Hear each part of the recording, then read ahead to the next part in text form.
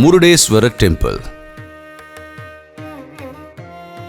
கர்நாடகாவில் வடக்கு கர்நாடகாவில் அமைந்திருக்கிற ஒரு இந்து கோவில்தான் முருடேஸ்வரர் கோவில்.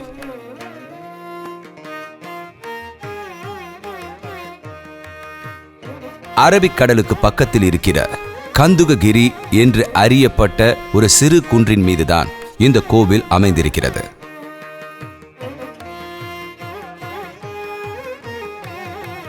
முருடேஸ்வரர் என்று அறியப்படும் சிவன் தான் இந்த கோவிலின் முக்கிய பிரதிஷ்டை தெய்வம்.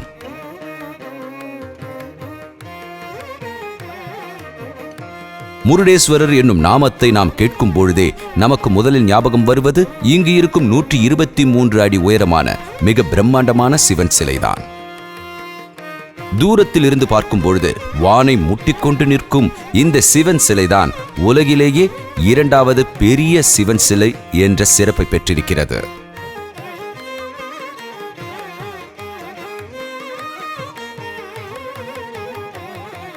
முப்பது வருடங்களுக்கு முன்னால ஆர்என் ஷெட்டி என்கிற பணக்கார விவசாயியின் பார்வை பட்ட பிறகுதான் முருடேஸ்வரர் கோவிலும் அதை சுற்றியுள்ள இடங்களும் சரித்திரத்தில் ஒரு புது இடத்தை பெற்றிருக்கிறது.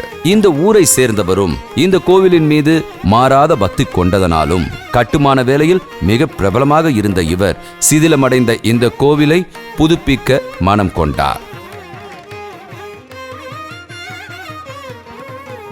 எஸ்கே ஆச்சாரே என்னும் சிற்பியின் மேற்பார்வையில் 1967 மறுசீரமைக்கும் பணியை ஆரம்பித்தார்கள். அதன் பிறகு பத்மாசனத்தில் தியானத்தில் மூழ்கியிருக்கும் சதுர் கரங்களோடு இருக்கும் இந்த பிரம்மாண்டமான சிலையும் 20 அடுக்குகள் கொண்ட ராஜகோபுரமும் ஷெட்டியால் முன்வந்து செய்யப்பட்டது. முருடேஸ்வரர் கோவிலின் சிறப்பம்சம்தான் இந்த ராஜகோபுரம். தமிழ்நாட்டை சேர்ந்த சிற்பிகள் உருவாக்கிய இந்த கோபுரத்தின் வாசலில் 2 கஜகேசரியின் சிற்பங்களும் இருக்கிறது. அதனோடு கூட கீதோபதேசமும் 7 குதிரைகள் பூட்டிய ரதத்தில் இருக்கும் சூரிய பகவானையும் நாம் இந்த கோவிலில் பார்க்க முடிகிறது. 123 அடி உயரம் கொண்ட சிவனின் சிற்பம் ஷிமோகா ஊரை சேர்ந்தவரான காசிநாதனின் மேற்பார்வையில் ஏராளமான சிற்பிகளோடு காங்கிரீட்டினால் செதுக்கப்பட்ட மிக பிரம்மாண்டமான சிவனின் சிற்பம் தான் இது. சூரிய ஒளி படும் பொழுது பளபளக்கும் இந்த அற்புதமான சிலையானது 8 வருட கடின உழைப்பினால் பூர்த்தி செய்யப்பட்டது. மிகவும் சிறப்பான முறையில் செய்யப்பட்டிருக்கும் இந்த சிலையின் கம்பீரம் நிச்சயம் பெருமைப்பட வேண்டிய விஷயம்.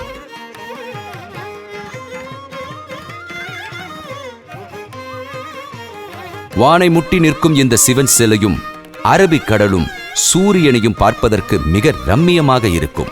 நிச்சயம் இதை பார்க்கும் யாரும் ஆச்சரியப்படத்தான் செய்வார்கள். உலகிலேயே மிகப்பெரிய 2வது சிவன் சிலை என்கிற ஒரே விஷயம் இதன் பெருமையை பறைசாற்றுவதாக அமைந்திருக்கிறது. தினமும் பக்தர்கள் பக்தியோடு இங்கு வந்து செல்கிறார்கள். பல அதிசய காட்சிகளை நமக்கு பரிசாக தரும் முருடேஸ்வரரின் அற்புதங்களை சொல்வதற்கு நமக்கு வார்த்தைகளே இல்லை. பக்தர்கள் மட்டுமல்ல, இங்கு வரும் சுற்றுலா பயணிகளும் ரசிப்பதற்கு இங்கு ஏராளமான விஷயங்கள் இருக்கிறது.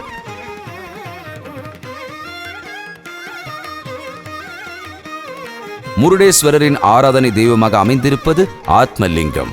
சிவனை பிரீத்திப்படுத்தி ஆத்மலிங்கத்தோடு இலங்கைக்கு சென்று கொண்டிருந்த ராவணனை தடுத்து நிறுத்த தேவர்கள் முடிவெடுத்தார்கள். ஆத்மலிங்கத்தை ராவணன் சொந்தமாக்கிக் கொண்டால் அது உலகத்துக்கே பேராபத்தாக அமையும் என்பதை தெரிந்து கொண்ட தேவர்கள் கணபதியை பார்த்து உதவுமாறு கேட்டார்கள். கணபதி ஒரு பாலகன் உருவத்தில் வந்து மிகவும் சாதுரியமாக ராவணனை தடுத்து நிறுத்தவும் செய்தார். மண்ணில் புதைந்து போன ஆத்மலிங்கத்தை வெளியே எடுக்கும் ராவணனின் முயற்சியில் அது பல துண்டுகளாக உடைந்து போனதாகவும் புராணங்களில் சொல்லப்படுகிறது. அதில் ஒரு பகுதி வந்து விழுந்த இடம்தான் முருடேஸ்வரர் ஆலயம் என்று ஐதீகத்தில் சொல்லப்படுகிறது. 3 பக்கமும் கடல் சூழ்ந்த இந்த இடத்தில் மிக பிரம்மாண்டமாக காட்சியளிக்கிறது இந்த முருடேஸ்வரர் ஆலயம். இந்த குன்றின் மீது இருந்து பார்க்கும் கடலின் அழகையும் கடற்கரையையும் பக்த கோடிகளை மட்டுமல்ல, இங்கு வரும் சுற்றுலா பயணிகள் அனைவரையும் கவரும் விதமாக இருக்கிறது. முருடேஸ்வரர் கோவிலை முழுவதுமாக தரிசனம் செய்து முடிக்க வேண்டும் என்றால் ராஜகோபுரத்தில் நாம் ஏறியே ஆக வேண்டும். இந்த ராஜகோபுரத்தில் ஏறுவதற்கு இங்கு லிப்ட் அமைக்கப்பட்டிருக்கிறது. இங்கிருந்தே முருடேஸ்வரரையும் கடலையும் பிரம்மாண்டமான சிவன் சிலையையும் நாம் தரிசிக்கலாம். இங்கு வெளிப்புறத்தில் மட்டுமல்ல, உள்ளே இருந்து பார்க்கும் சிற்பங்களில் கூட பலவித ரகசியங்களை சிற்பிகள் மறைத்து வடித்து வைத்திருக்கிறார்கள். கோயிலுக்குள் 2 அருங்காட்சியகங்கள் இருக்கிறது. முருடேஸ்வரரின் புராண கதைகளை இங்கு பார்த்து தெரிந்து கொள்ளலாம். முருடேஸ்வரர் கோவிலுக்கும் சிவன் சிலைக்கும் ராஜகோபுரத்திற்கும் இடையில் நாம் பார்த்து ரசிக்க வேண்டிய ஏராளமான காட்சிகள் இருக்கிறது. இங்கு சுற்றியிருக்கும் சிறு சிறு கோவில்களும் உபகோவில்களும் அதி அற்புதமான நிலப்பரப்பும் அங்கு செதுக்கி வைக்கப்பட்டிருக்கும் சிலைகளின் அழகும் இந்த இடத்தை மேலும் அழகூட்டுகிறது.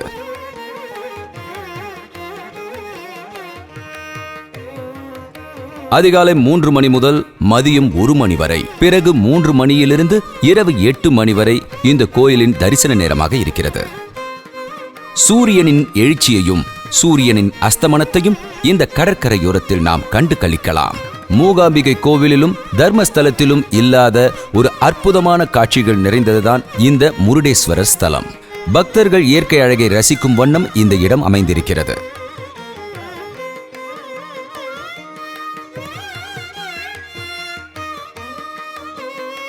ஆன்மீக சுற்றுலாவுக்கு இது ஏற்ற இடமாக இருந்தாலும் கூட இங்கு பல வாரங்கள் நீங்கள் தங்கியிருந்து அழகை ரசிக்கலாம்.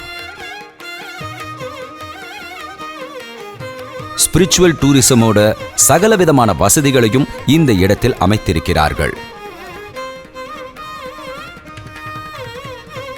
ஐதீகமும் சரித்திரமும் ஒன்றாக இணைந்திருக்கும் இந்த முருடேஸ்வரர் கோவில் அதி அற்புதமான பல இயற்கை காட்சிகள் அமைந்திருக்கும் ஒரு இடமாக அமைந்துள்ளது.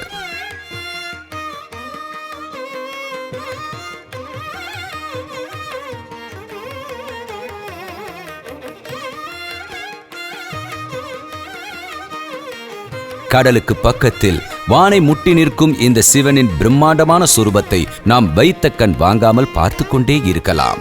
இங்கு இறைவனோடு இரண்டர கலப்பதற்காக பக்தி பெருக்கோடு தினம் தினம் பல்லாயிரக்கணக்கான மக்கள் இந்த முருடேஸ்வரர் ஆலயத்திற்கு வந்து செல்கிறார்கள்.